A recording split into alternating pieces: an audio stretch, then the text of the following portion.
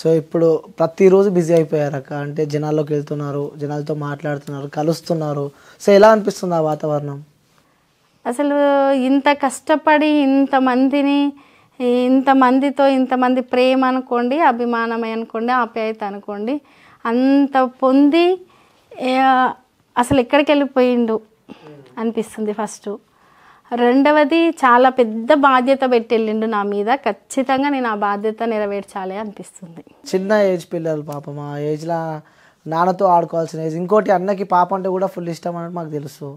పాపతో కూడా రీల్స్ అవి మేము చూస్తూ ఉంటాము. సో పాప కొంచెం చాలా టైం స్పెండ్ చేసేవారని చెప్పి కూడా మేము విన్నాం.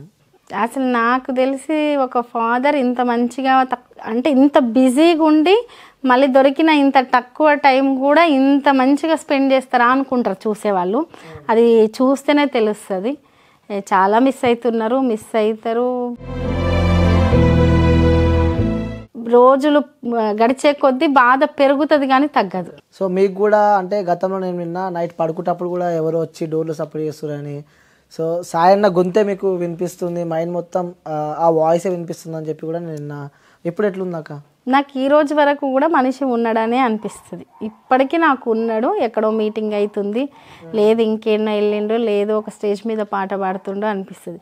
కొన్నిసార్లు రాత్రిళ్ళు వస్తుండు, డోర్ కొట్టు పిలిచినట్టు అసలు మెంబర్ ఆఫ్ టైమ్స్, ఒక్కసారి కాదు చాలా సార్లు అనిపిస్తుంది. కొన్నిసార్లు నేను ఏదన్నా అల్లిసిపోయి పడుకుంటే ఎందుకు పడుకున్నావు, చాలా పనులు ఉన్నాయి కదా లే అని లేపినట్టు అనిపిస్తుంది ఇప్పటికీ. ఇంకోటి అన్న చనిపోయిన తర్వాత కూడా బాబు అన్న షర్ట్ ఇట్లా పెట్టుకొని పైన పడుకోవడం మనం చూస్తున్నాము.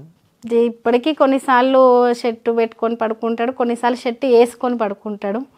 ఇవి నాకు ఎప్పుడు సరిపోతాయి అన్నట్టు కూడా మాట్లాడుతుంటాడు బాబు. తర్వాత కూడా మీతో ఎప్పుడన్నా మాట్లాడడం జరిగిందాక అదే సాయి చంద్ అన్న గురించి? పిల్లలు రోజు మాట్లాడుకుంటాం మేము. లేడు అనే విషయము మా దృష్టిలో ఇప్పటికీ లేదు, ఉండదు. మేము రోజు ఉన్నట్టే మాట్లాడుకుంటాం. రేపు వస్తాడో ఎల్లుండి వస్తాడో లేకపోతే 1 month తర్వాత వస్తాడు, ఇగో నానిది చెప్పిండు అది చెప్పిండు, ఇలా నిరంతరం మా ఇంట్లో మేము ముగ్గురం మాట్లాడుకుంటే ఖచ్చితంగా సాయి గురించి మాట ఉంటుంది. మాట్లాడుకుంటాం. సాయి ఉన్నప్పుడు ఎట్లుందో మా ఇంట్లో అట్లే ఉంది. మార్పు ఏంటంటే సాయి ఉన్నప్పుడు కొంత 100 మంది వచ్చేవాళ్ళు, కలిసి భోజనం చేసే అది కొంచెం తగ్గింది. అంటే రావడం పలకరియడం వరకు ఓకే, బట్ సాయి ఉన్నప్పుడు ఉండే ఎన్విరాన్మెంట్ ఉండదు కదా, అది తగ్గింది తప్ప లేడు అనేటట్టు మా ఇంట్లో మేమేం లేము. మాతోటే ఉన్నాడు, ఉంటాడు, ఉండేటట్టే ఉన్నాము. ఒక మనిషి లేకుండా అయిన తర్వాత వస్తువులు కూడా ఆ మనిషికి సంబంధించినవి మార్చేస్తారు, మేము ఏది మార్చలే. అవి అట్లే ఉన్నాయి, అక్కడనే ఉన్నాయి. నిన్న కూడా కొన్ని బట్టలు నేను ఐరన్కి ఇచ్చి పంపించిన, కొన్ని తీస్తా అటు ఇటు చదువుతా మళ్ళీ ఇచ్చి పంపిస్తా. అట్లా సాయన బట్టలు ఇంకా ఐరన్కి ఇచ్చి మళ్ళీ పంపిస్తూ ఉంటారు ఇప్పటికీ కూడా. నిన్ననే తీసుకొని వచ్చిన, అప్పుడప్పుడు మేము తీయడం. అంటే లేడు అనేది మాకు ఇప్పటికీ రావట్లేదు, రాదు, ఉండం కూడా అట్లా. అంటే అన్న సాంగ్స్ కానీ అక్క ఇప్పటికీ అంటే చాలా సభలు కూడా మిస్ అవుతున్నాయి. ఇంకోటి కూడా అక్క, తెలంగాణలో బీఆర్ఎస్ పార్టీ ఓడిపోవడం రీజన్ కూడా సాయి చంద్ అన్న పాట లేకనే అని చెప్పి కూడా కొంతమంది అంటారు. ఎందుకంటే సాయి అన్న స్టేజ్ పైన పాట పాడుతుంటే మాత్రం ఆ ఊపు, ఆ ఎనర్జీ మాత్రం ఎవరు తెలియరు నాకు తెలిసి. ఇప్పుడున్న ఆ సింగర్లు నేను కూడా ఓపెన్గా చెప్తున్నాను, ఎందుకంటే నేను కూడా సాయిని చూసిన, దగ్గరికి వెళ్ళి చూసిన వ్యక్తిని కాబట్టి. అన్న ఆ పాట పాడుతుంటే ప్రతి ఒక్క లైన్ అక్క ఏదైనా కానీ సెకండ్ ఇట్లా పాట పాడేస్తుంటారు. సో అలాంటి సభలు కూడా సాయి చంద్ అన్న లేని లోటు ఇంకా తీర్చలేము కొన్ని బీఆర్ఎస్ సభలలో అని కూడా కొన్ని వార్తలు మనం వింటున్నాం. సాయి ఎట్లంటే ఒక సింగర్గా ఏదో పేమెంటో లేకపోతే టెంపరవరీగా పెయిడ్ ఆర్టిస్ట్గానో మనీ తీసుకొని పార్టీకి వెళ్ళడం, ఈ పార్టీలనో ఆ పార్టీలనో లేకుంటే ఈ స్టేట్లనో లేకుంటే ఇంకో స్టేట్లనో అట్లా పనిచేసిన వ్యక్తి కాదు. పార్టీలనే తెలంగాణ ఉద్యమం నుంచి ఉండి ఆ పార్టీ లైన్ అనేది అర్థం చేసుకొని పబ్లిక్కి ఏది అవసరము ఏంటి అని అర్థం అంటే ఒక పొలిటీషియన్లో ఒక నాయకుడుగా ఒక కవి ఉంటే, ఒక సింగర్ ఉంటే, దాన్ని ఇప్పుడు ఒక నాయకుల్లో ఒక రచయిత ఉంటే ప్రజలకు ఏది అవసరమో ఒక బుక్ రాస్తాడు ఒక దాని గురించి. ఒక నాయకుల్లో ఒక సింగర్ ఉంటే ప్రజలకు ఏది అవసరమో అది పాడతాడు, ఎలా మారుతుందో అది పాడతారు. అట్లే ఒక నాయకుల్లో ఒక కవి ఉంటే ప్రజలు ఏది మారుతుందో, ఏది అవసరమో, ఏది భవిష్యత్తుకు కావాలనో అది రాసి పాడతారు. అది సాయి. ఓకే, అంటే 2003లో మీ మ్యారేజ్ అయింది కదా, 2023లో అన్న చనిపోవడం అని చూస్తాం. అంటే సుమారు 20 ఏళ్ళు అంటే ఎంతో కష్టపడి పెళ్ళి చేసుకున్నారు. ఎందుకంటే ఇంటర్ క్యాస్ట్ మ్యారేజెస్, మీరు వేరే కులము, అన్న వాళ్ళు కూడా వేరే కులము. సో చాలా కష్టం. ఈరోజు రేపట్లో అప్పట్లోనే మీరు ఎదిరించి పెళ్ళి చేసుకున్నారంటే కూడా అది ఒక గొప్పనే చెప్పుకోవచ్చు. ఎందుకంటే ఈ జనరేషన్లో కూడా కొంతమంది భయపడుతున్నారు. ఎందుకంటే ఇంకా క్యాస్ట్ పిచ్చి ఇవన్నీ దీనికోసం భయపడుతున్నారు. సో మీరేం చెప్దాం అనుకున్నారు అక్క? అంటే ఎలా ఎదురించి పెళ్ళి చేసుకున్నారు? ఇంట్లో వాళ్ళు ఏమన్నారు అసలు? ఎందుకంటే చిన్న కులం అనే చెప్పుకోవచ్చు సాయన్న వాళ్ళది, అట్లా ఇంట్లో వాళ్ళు ఏమన్నారు? నా దృష్టిలో సరే ఇవన్నీ మనం క్రియేట్ చేసుకున్నది, ఇది చిన్నది ఇది పెద్దదని నేను చెప్పను. అసలు అది చిన్నది పెద్దది అనేది లేదు ఒకటి. రెండవది ఇంట్లో అంటే సరే నేను సాయి ఎప్పుడు కానీ ఏముంటుందంటే ఫస్ట్ ఆఫ్ ఆల్ పేరెంట్స్కు మనం చిన్న ఏజ్ తెలిసే తెలియని తత్వము, వీళ్ళేదో తప్పటడుగులు వేస్తారు అనే ఆలోచన ఉంటుంది. లేదు మన ఆలోచన చాలా గొప్పది, మనం మంచిగా బతుకుతాము అంటే బతుకుతాము అంటే నేను లగ్జరీలు అంటలేను, అన్యోన్యంగా ఒకరినొకరు అర్థం చేసుకొని బతుకుతాము. మన ఆలోచనలో లేకపోతే మన లైఫ్ స్టైల్ మీద మనకు ఒక ఐడియా ఉంది, అది పేరెంట్స్కి చెప్పి ఒప్పించి చేసుకుంటే ఇంకా మంచిది. పేరెంట్స్ కూడా పిల్లల్ని కొంత అర్థం చేసుకుంటే కొన్ని విషయాల్లో మంచిది. సరే అందరికీ అది పాసిబుల్ కాదు, అందరూ పేరెంట్స్ ఒకలాగా ఉండరు, అందరూ మ్యారేజ్ చేసుకునే వాళ్ళ ఒకలాగా ఉండరు. మా విషయంలో మాత్రం మేము ఒప్పించడంలో మేము సక్సెస్ అయినాం, ఒప్పించగలిగినాం, కన్విన్స్ చేయగలిగినాం. సరే జరిగే వరకు కొంచెం భయంగానే ఉండే, ఇప్పుడు పెళ్ళి జరిగే వరకు కూడా ఆగిపోతుందా ఇప్పుడు అన్నంత భయంగానే ఉండే. బట్ ఒప్పించగలిగినాం, పెళ్ళి చేసుకున్నాం. పెళ్ళి చేసుకున్నాక కూడా మేము మాకంటూ కొన్ని గోల్స్ ఉంటూ దాని గురించి కష్టపడుతూ ఇలాగే ఉన్నాం. ఏ రోజు ఆ కుటుంబం మీద ఈ కుటుంబం మీద పెద్దగా ఆధారపడి లేకుంటే వీళ్ళకి ఎందుకు పెళ్లి చేసాం, లేదు ఏదైనా గొడవలు ఉండో అలా ఎప్పుడూ లేము మేము. ఓకే, అంటే స్టూడెంట్ ఆర్గనైజేషన్ కాబట్టి స్టూడెంట్స్లలో కూడా అంటూ ఉంటారు కదా అక్క, అరే నిజంగానే చేసుకుంటారు అరవై పెళ్ళి అన్నట్టు కూడా కొన్ని మాటలు వింటుంటాం. ఎందుకంటే ఇక స్టూడెంట్స్ అన్నప్పుడు అవన్నీ కామన్. సో అలాంటి ఎప్పుడైనా మీరు వినడం జరిగిందా? అది సహజం. ఆ ఏజ్లో మన ఏజ్ గ్రూప్ వాళ్ళు కావచ్చు లేకుంటే పెద్దవాళ్ళు కావచ్చు, వీళ్ళు ఏం చేసుకుంటారో ఏం కలిసి ఉంటారో ఏదో ఈ ఏజ్ అలా అట్లా అట్రాక్షను అట్లా డిఫరెంట్గా మాట్లాడుకోవడం అది ఎవరికన్నా ఉంటుంది. మాకు ఇంకా కొంచెం ఎక్కువ కూడా ఉంది, ఎందుకంటే డిఫరెంట్ క్యాస్ట్. ఇంకా మా జిల్లాల్లో ఇది ఉమ్మడి పాలమూరు జిల్లాలో చాలా బలంగా ఉంటుంది ఇది. కాబట్టి అనుకున్నారు, చాలా అనుకున్నారు, ఉండము అనుకున్నారు. కొంతమంది ఇప్పుడు నాకు దగ్గర ఉండే వాళ్ళు కొంతమంది ఆ ఉండని దానికి ఇప్పుడే వీళ్ళు ఇట్లెందుకు మనమే విడకూడదామని ప్రయత్నించిన వాళ్ళు ఉన్నారు, అట్లా చాలా మంది ఉన్నారు. నేను అంటే ఫ్యూచర్లో సాయితోటి ఉండలేనేమో, అదేదో ఇప్పుడే విడగొడితే అయిపోద్ది అలా అనుకున్న వాళ్ళు ఉన్నారు. అంటే అక్క మీరు ఒక యంగ్ లీడర్ కాబట్టి ఈ జనరేషన్కి ఏం చెప్దాం అనుకుంటున్నారు? ఒకటి అండి, ఫస్ట్ జనరేషన్కి స్టడీ చాలా ఇంపార్టెంట్. చాలామంది అనుకుంటారు చదువు మనకు ఉద్యోగాన్ని ఇస్తుంది, చదువు మనకి ఇంకా చదువు ఫస్ట్ ఆఫ్ ఆల్ మనము దేన్ని ఎలా ఆలోచించాలి అనే దాన్ని నేర్పిస్తుంది, ఒక పద్ధతిని నేర్పిస్తుంది. కాబట్టి స్టడీ ఇంపార్టెంట్. రెండవది యంగ్ జనరేషన్ టెంపరవరీగా ఇప్పటిదిప్పుడు నిర్ణయాలు తీసుకొని ఇప్పటిదిప్పుడే ఏదైనా మనం ఇప్పుడు అది చూసినామంటే అది ఇప్పుడే కావాలి. అలా ఎప్పుడు కానీ మనిషికి ఒకటి సాధించాలంటే ఫస్ట్ ఓపిక ఉండాలి. రెండవది ఓపికగా ప్రయాణించే క్రమంలో డైవర్ట్ అవుతారు. ఈ జనరేషన్ 4 రోజులు ప్రయాణిస్తారు, అటు వెళ్ళిపోతారు. కాబట్టి ఒక పని పెట్టుకొని మనం ప్రయత్నించే క్రమంలో డైవర్ట్ అయితే కూడా మనం దాన్ని సక్సెస్ కాలేము. అలా చాలా ఉన్నాయి ఈ జనరేషన్ వాళ్ళకి చెప్పాలంటే చాలా ఉన్నాయి. తర్వాత ఇప్పుడు waste of the time, waste of the money, అంటే చాలా వేస్ట్ చేసేస్తున్నాం మనం అన్నిటిని. ఒకప్పుడు మా అమ్మ వాళ్ళ జనరేషన్ కాబట్టి మా జనరేషన్ అది వస్తువు అయినా సరే, ఫుడ్ అయినా సరే, లేదు మనీ అయినా సరే, ఈవెన్ రిలేషన్షిప్ అయినా సరే చాలా జాగ్రత్తగా ఉండేవాళ్ళం. ఈవెన్ మాటలైనా సరే చాలా పొదుపుగా పద్ధతిగా మాట్లాడేవాళ్ళం. పొదుపుగా అంటే పద్ధతిగా. కాబట్టి వస్తువులకు ఇచ్చే విలువ వస్తువులకు, మనుషులకు ఇచ్చే విలువ మనుషులకి, మాటకి ఇచ్చే విలువ మాటకి, అలా ఉండేది. ఇప్పుడు అవన్నీ దారి తప్పుతున్నాయి అనిపిస్తుంది. అక్క ఇంకోటి, మనం ఇన్స్టాలో రీల్స్ చూస్తుంటే కూడా మీ రీల్ ఒకటి ఇంకా వైరల్ అయింది. అంటే మీరు డ్యాన్స్ చేస్తున్న వీడియో కూడా చాలా వైరల్ అయింది. అంటే మీరు డ్యాన్స్ చేస్తుంటే సాయన్న పాట పాడుతుంది, పక్కన గోరెంటెంకన్న కూడా ఉన్న వీడియో మనం చూసినాం అనమాట. అంటే మీరు చాలా మంచి డాన్సర్ అన్నట్టు మాకు అర్థమైపోతుంది డ్యాన్స్ చూస్తుంటే. సో మీరు డాన్సరేనాక? నేను ఎక్కువగా క్లాసికల్ డ్యాన్స్ నేర్చుకున్నాను, డిప్లొమా కంప్లీట్ చేశాను. క్లాసికల్ డ్యాన్స్ చేసేదాన్ని. అయితే సరే స్టూడెంట్ ఆర్గనైజేషన్లో ఉన్నప్పుడు అక్కడ కూడా స్టూడెంట్ ఆర్గనైజేషన్లో సాయి పాటలు పాడుతుంటే డ్యాన్స్ చేసిన సందర్భాలు ఉన్నాయి. కొన్ని సెమీ క్లాసికల్గా కావచ్చు, లేదు ప్రజల పాటలు అనుకోండి, ప్రజల పాటలకు కానీ చేసిన సందర్భాలు తక్కువే కానీ ఉన్నాయి. కానీ ఆ రోజు సందర్భం మాత్రం అరుణోదయ రామారావు అన్న అంటే సాయికి చాలా ఇష్టము. అన్న కూడా చనిపోయారు, హార్ట్ అటాక్ వచ్చి చనిపోయారు. ఆ అన్నకు సంబంధించిన సంస్మరణ సభ పెట్టారు. సాయి ఒక పాట అన్న మీద రాశాడు, పాడాడు. పాడిన తర్వాత లాస్ట్కు ఆ పాట విని నేను, అంటే మేమిద్దరము స్టూడెంట్గా ఉన్నప్పటి నుంచి కూడా అన్న కామన్గా తమాషాకి మాతో మంచిగా మాట్లాడడము, ఇట్లా కామెంట్ చేయడము, సాయిని ఎక్కడ పెళ్లి చేసుకుంటావు అట్లా మాట్లాడడము, లేదు మీరిద్దరు మంచిగా సెట్ ఇలా మాట్లాడుతూ మమ్మల్ని కొంచెం ఇంటి కుటుంబ సభ్యులాగా కలుపుకుపోయేవాడు. చాలా మంచి వాయిస్ అన్న, చాలా అద్భుతంగా పాటలు పాడేవాళ్ళు. సాయికి చాలా ఇష్టం. సో ఆ అన్న మీద పాట రాసేటప్పుడు ఆటోమేటిక్గా నాకు ఆ పాటను చూస్తే దానికి ఏదైనా కొరియోగ్రఫీ చేయాలి అనిపించింది.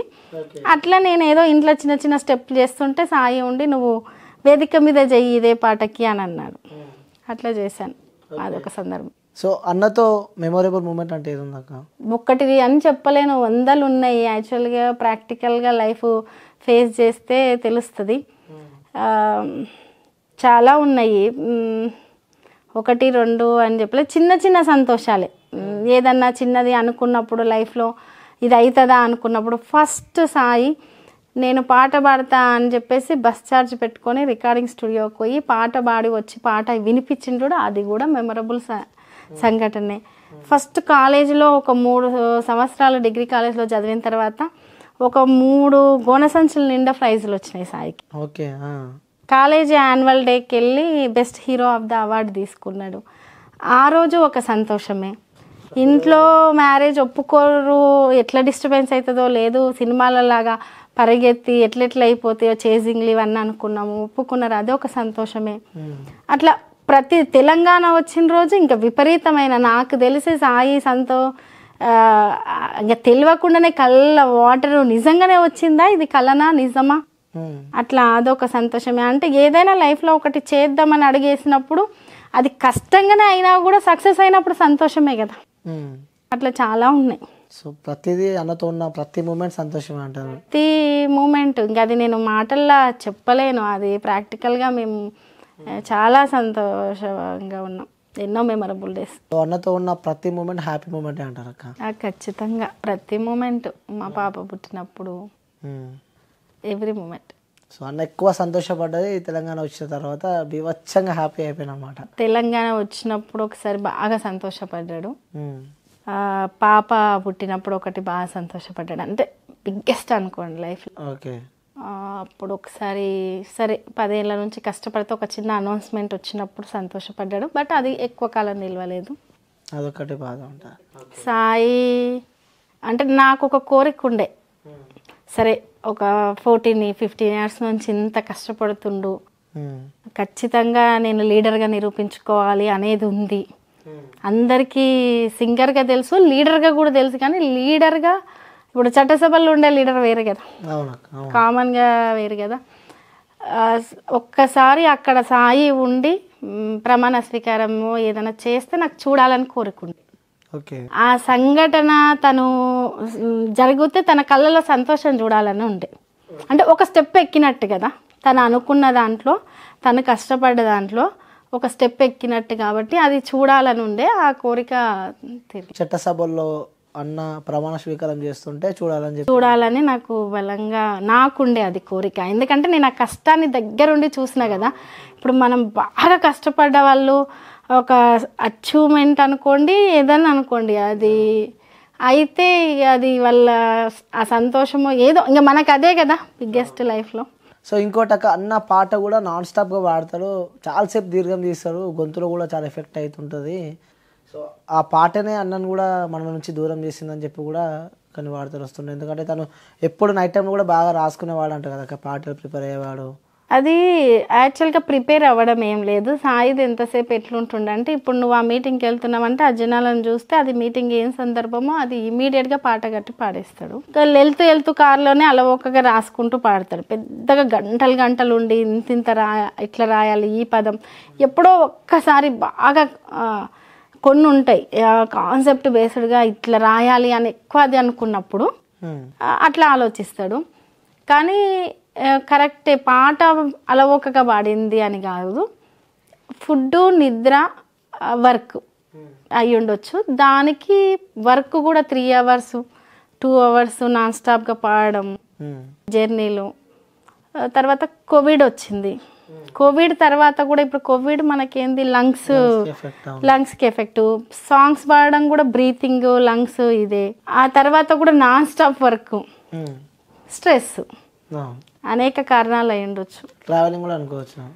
ట్రావెలింగ్, నిద్ర, ఫుడ్ టైమింగ్, బాగా హార్డ్ వర్క్ చేయడము. దాంట్లో ఇప్పుడు హార్డ్ వర్క్ అంటే వేరే లీడర్స్ ఎట్లుంటుంది అంటే, పలానా మీటింగ్కి వెళ్ళడమో, గంట మాట్లాడడమో, లేదంటే పబ్లిక్లో లైట్లీ నదిగా ఒక 3 hours 4 hours నాన్ స్టాప్.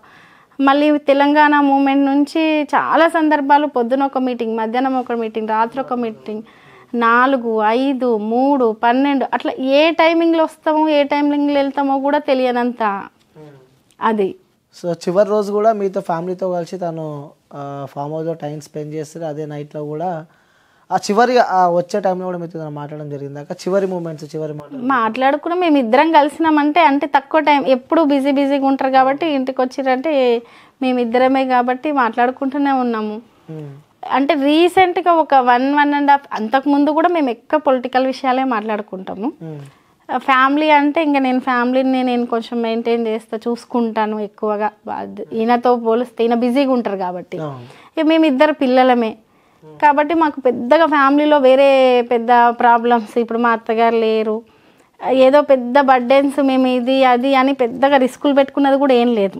మేము ప్రశాంతంగా ఉన్నాం కాబట్టి ఫ్యామిలీ సైడ్ నుంచి మాకు ఎటువంటి మాట్లాడుకోవడానికి ఎటువంటి విషయాలు లేవు, డిస్టర్బెన్స్ విషయాలు కానీ ఏవి. కాబట్టి ఎక్కువ పొలిటికల్ విషయాలే మాట్లాడుతుండే. ఆ రోజు కూడా పొలిటికల్ విషయాలే మాట్లాడిండు. చివరిగా మాట్లాడిన మాటలు ఒక 3 మాటలు ఉన్నాయి. ఫైనల్ మాట ఇలా చిటికేసి, ఈసారి ఎవ్వరూ ఆపలేరు, నేను చట్టసభలో కూర్చుంటున్నా అన్నాడు. వెళ్ళి పడుకున్నాడు. ఓకే. సో అక్క అన్నతో ఉన్న ప్రతి మూమెంట్ హ్యాపీ అని చెప్పారు. సో నేను మీకు చూపిస్తాను అక్క, అన్న ఫోటోనే చూపిస్తాను నేను. సో అన్నతో ఇంకా ఎప్పుడు మీ పక్కనే ఉంటున్నారని చెప్పారు కదా అక్క. సో అన్నతో ఇంకా చెప్పని విషయాలు అంటే అసలు ఎవరు ఎక్స్పెక్ట్ చేయాలి అన్న చనిపోతారని చెప్పి. సో ఇంకా అన్నను చూస్తూ అన్నతో ఇంకా మీరు చెప్పాలనుకున్న కొన్ని విషయాలు ఏమైనా ఉన్నాయి? ఎందుకంటే చూస్తుంటే బంగారంలా ఉండి అన్న చాలాసార్లు అన్నతో కూడా నేను మాట్లాడినా. సో అన్న ఇంకేమైనా చెప్పాలని ఉందా అక్క? అన్నని మిస్ అవుతున్నట్టు చాలా చెప్పాలని ఉంది. వస్తే మాత్రము పంపియను, బయటికి పంపియను.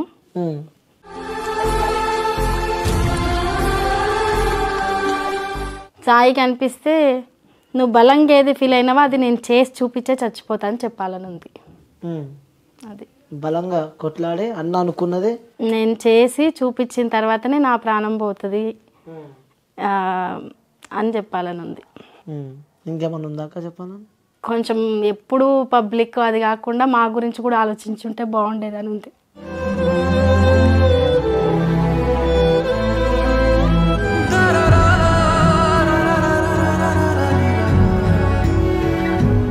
మీరు ఎప్పుడు బాధపడొద్దు అక్క, ఎందుకంటే అన్న పాట రూపంగా కానీ పక్కా మీరు త్వరలో మీరు కూడా చట్టసభలకి వెళ్తారని చెప్పి మనస్ఫూర్తి కోరుతున్నాక. ఎందుకంటే అన్నకు కూడా ఆశ అని చెప్పి, ఎందుకంటే అన్నని అభిమానించే వాళ్ళు కూడా చాలామంది ఉంటారు. నేను అంటే యాక్చువల్గా ఎప్పుడు ఇది అయిపోతే బిజీ అయిపోతుంది, ఇది అయిపోతే అనే వర్డ్సే విన్నా సాయి నోటి నుంచి ఎక్కువ. నేను కూడా ఏంటంటే సరే నేను ఏ రోజు డిస్టర్బ్ చేయలేదు సాయి వ్యాక్స్ని, ఎందుకంటే తను నాకు తెలిసి ఎంత కష్టపడి వచ్చిండు, దేనికోసం కష్టపడుతుండు. అండ్ సాయి స్టూడెంట్ నుంచి నేను చూసింది కూడా సింగిల్గా ఉండడం ఎప్పుడు చూడలే. అసలు మేము మా లైఫ్లో మేమిద్దరం సింగిల్గా బయటికి వెళ్ళింది కూడా చాలా తక్కువ. మేము వెళ్ళినామంటే మాతో పాటు కనీసం 8 మంది అన్న ఉంటారు, 10 మంది ఉంటారు ఖచ్చితంగా. కాబట్టి నేను ఎప్పుడు పబ్లిక్ రిలేటెడ్ లైఫ్ తప్ప పర్సనల్ లైఫ్ను సాయి కోరుకోవడము అది నేను చాలా తక్కువ చూసాను. కాబట్టి నేను ఎప్పుడు పబ్లిక్లో అంటే బయటికి వెళ్ళి ఇది చేస్తుంటానో, మీటింగ్కి వెళ్తానో, లేదో మీటింగ్కి వెళ్ళినప్పుడు పరిచయమైన వందల మంది బ్రదర్స్ అనుకోండి, సిస్టర్స్ అనుకోండి వస్తేనో ఇదంతా సాయికి సంతోషాన్ని ఇచ్చేదో అట్లా నేను ఎంకరేజ్ చేస్తూ వచ్చిన. ఏ రోజు అడ్డు చెప్పలేదు. సహజంగా వైఫ్ వేరేలాగా ఉంటుంది, ఇంటికి రాగానే కొంచెం అంటే బయట ఇది ఇంట్లో ఇదేనా అన్నట్టు మాట్లాడే వాళ్ళు చాలామంది ఉంటారు. అలా ఎప్పుడూ అనుకోలేదు. తనకి ఏది ఇష్టమో ఆ రకంగానే లైఫ్ పబ్లిక్ లైఫ్ ఉండేటట్టే నేను ఎంకరేజ్ చేశాను. ఓకే. సో అక్క, మీరు మొన్నటిదాకా సాయన్న ఉన్నప్పుడు కూడా పిల్లల్ని ఎప్పుడు మీరే చూసుకునేవాళ్ళు. సో ఇప్పుడు మీరు సాయన్న చనిపోయిన తర్వాత కూడా మీరు రాజకీయంలోకి రావడం జరిగింది, చైర్మన్గా కూడా అయిపోయింది, బాధ్యతలు కూడా స్వీకరించారు. సో నెక్స్ట్ ఇంకా ముంగడికి వెళ్ళాలంటే కూడా తిరగాల్సి వస్తుంది, ప్రజలలో తిరగాల్సి వస్తుంది. సో ఆ పాపను కానీ బాబుని కానీ మిస్ కావాల్సి వస్తుంటుంది. సో వాళ్ళని ఏ విధంగా ఇప్పుడు ఎలా ఉన్నారు వాళ్ళు? ఓకే, పర్లేదు. అంటే అడుగుతుంటారు, చెప్పాను కదా మా ఇంట్లో లేడు అన్నట్టు మేమేం లేదు, మేము ఉన్నాడు అనే దాంట్లోనే ఉన్నాము. అంటే మిమ్మల్ని మిస్ అవుతూ ఉంటారు, ఎందుకంటే మీరు కూడా రాజకీయంలోకి వచ్చారు, మీరు తిరగాల్సి వస్తుంటుంది బయట. నేను అంటే ఆల్మోస్ట్ ఎట్లుంటుంది, ఇప్పుడు ఈయనది వేరు. ఈయన ఏంటంటే మీటింగ్ మొత్తం అరేంజ్ చేసే నుంచి తర్వాత ఇప్పుడు నాది వేరు కదా.